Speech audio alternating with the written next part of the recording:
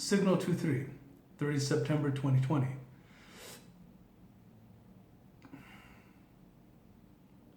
War is the expression of order in our universe. As soon as something is ordered, something therefore was unordered, and that chaos comes into conscious acknowledgement, immediately entering a state of opposition to order. Order versus chaos. In a recent Arya Akasha article, to which I am greatly inspired by, there seems to be an ultimate etymological or originated meaning found to the material universe as we know it. War. In a very real sense, this natural setting to existence is not only transcendent in nature, but also eternally immanent. And it indicates to see their articles for greater detail on the mytholinguistics of it all and more. For this writing here, I'm choosing to add on to their work in a slightly different and observational way. I would point to the different levels and intra-levels of the natural world to demonstrate this supernal war state. Firstly, we see, for example, the very base natural ontological foundation to life in the animal kingdom. Animals, even though they share love and emotional connections, are still in an eternal state of conflict. Defending, attacking, conquering new territory, executing enemy survivors. These are all conterminous factors to how a war is played out. Whether that's on a basic, fast-paced level for wolves and bears, or on a more complex national level for humans. Many emotional states and inward level settings exist within these in the duration of the war, though, for all beings, e.g. the love one has for their family and the familial peace that they desire. Whilst, it says, we list the similarities between us and our feral earthbound counterparts, the obvious conclusion can be drawn that we are animals just like they are, and are subject to similar behavioral patterns. But I would add to this notion, to which I obviously agree with, and say that one, among many differences, is that although we are within the same setting of Orlog, or divine order, and this eternal war, we have the ability as humans to create, ability as humans with a greater consciousness to comprehend and actively move zealously forwards with this state of battle in a way that animals cannot. We rise to new levels of empires and divine heroes who simultaneously still control the same warrior power that are a natural go-to for animals. E.g., grizzly bears live berserk rage, whereas the Teutonic berserker warriors had to channel it and control it. We are consciously active and can feel its presence around us, whereas animals are somewhat a causality of its presence. So overall, we see here different levels of play between us and animals, but ultimately all resting within the same nurturing foundation of Orlog. Now, the funny part I found to this is the common notion of war is hell being so overthought, whilst at the same time viewing the animal kingdom and its eternal state as amoral and almost an objectively beautiful natural thing that occurs. But this difference between views could also be recognized as the fact that all wars within our lifetimes and 100 years before us have been fought for reasons coterminous with the issues of the modern age, and therefore the understanding of divine war and Orlog is lost to us in this era. So, now that we understand the fabric of what is natural and meant for us to exist and strive forwards in, we can point to what we must strive to become, to be the greatest participant within Orlog on an individual level and later a collective one. What army performs the best in battle, the strongest, the largest, the best equipped, most intelligent and well organized? How about all of the above? Start with yourself and shape your being in all formats to be hardened, efficient, intelligent, and brutal. I read an article about a pride of purely male lions that were all the alpha of their previous groups, but strangely managed to band together to dominate the African wilderness, killing enemy male lions, taking their females. This is clearly a very human Indo-European concept, as well seen in the Mannerbund, and one to which we must strive to contextually emulate in our world today on a personal level too. Forget self-improvement. This is molding your very being to the power of pure will and virility that is called upon in our universe. This is a primordial state of existence.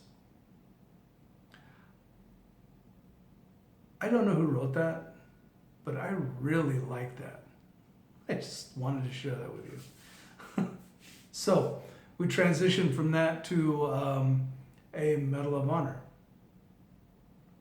52 years ago, Sergeant First Class Eugene Ashley Jr., while serving with the 5th Special Forces Group Airborne in Vietnam, distinguished himself by conspicuous gallantry and intrepidity at the risk of life above and beyond the call of duty when he led a total of 5 vigorous assaults against the enemy, continuously exposing himself to a voluminous hail of enemy grenades, machine gun, and automatic weapons fire.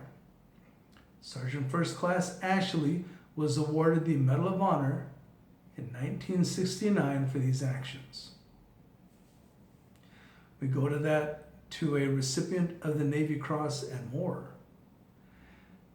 Nearly 80 years after the Navy declined to even name the hero black sailor who displayed extraordinary bravery during the attack on Pearl Harbor, the service's acting secretary is breaking with tradition to name an aircraft carrier in his honor. The family of Navy Cross recipient Doris Dory Miller said Sunday that acting Navy Secretary Thomas Modly's decision to name a carrier for their uncle is an honor. Having the announcement made on Martin Luther King Jr. Day only makes the situation even more meaningful. Miller's niece, Brenda Haven, told CBS Sunday Morning, "That's beautiful," Haven said, adding, "It has been a long, hard road." Over the last several decades, most of the Navy's aircraft carriers have been named for U.S. presidents. This will mark the first time a carrier will be named for an African American or a sailor who performed heroic acts while serving in the enlisted ranks. This is a quote, "In selecting this name, we honor the contributions of all our enlisted ranks, past and present, men and women of every religion, race, and background," Modly said. Dr. Martin Luther King Jr. observed, "Everybody can be great because anybody can serve. No one understands the importance and true meaning of service than those who have volunteered to put the needs of others above themselves." Modly will formally announce his decision to name the next Ford-class carrier for Miller on Monday. Well, the money the Monday after this article came out, which was Martin Luther King Day at Pearl Harbor in Hawaii. That's where Miller is credited with displaying, quote, extraordinary courage and disregard for his own personal safety to move his captain to safety after the December 7, 1941 Japanese attack. Then mess attendant, third class, Miller not only got his mortally wounded officer to safety during a serious fire, but also managed a machine gun to fire at Japanese aircraft until it ran out of ammunition and he was ordered to leave the bridge. Black sailors were limited in the roles they could serve in that time, which meant Miller wasn't trained to operate the machine gun. When the Navy later recognized the men who'd received awards for heroism for their actions that day, the service referred to Miller only as, quote, an unknown Negro soldier, end quote. Facing public pushback over that move, President Franklin Delano Roosevelt later stepped in to award Miller the Navy Cross, but as Moberly told CBS Sunday Morning, the move wasn't without controversy. There were some people who did not want him to receive the Navy Cross because of his race, the acting Secretary of the Navy said. Miller was the first black service member to receive the Navy Cross, which was presented to him by Fleet Admiral Chester Nimitz. The Navy in 1973 commissioned a Knox-class frigate in honor of Miller. Moberly wanted to name the next Ford-class carrier for a Navy hero. USNI News reported he decided on Miller after extensive conversations with current and former Navy leaders, according to the outlet. After receiving the Navy Cross, Miller would go on to become a high-profile spokesman for the Sea Service before being assigned to the carrier Liscome Bay. The ship was sunk by a Japanese torpedo. Miller and 645 others died in the attack. The ship named for Miller will be the fourth in the new Ford-class carriers, which will replace the aging Nimitz-class flat tops. Two of the other carriers in the class, the Gerald R. Ford and John F. Kennedy, are named for presidents. Doris Miller stood for everything that is good about our nation, and his story deserves to be remembered and repeated wherever our people continue the watch today, Moberly said. And it simply says this story has been updated to reflect how often aircraft carriers are named for U.S. presidents. This practice has been common since the 1970s. Well, it should be completely irrelevant the race of this person. The important thing is that he put himself in a position where he acted honorably and bravely, and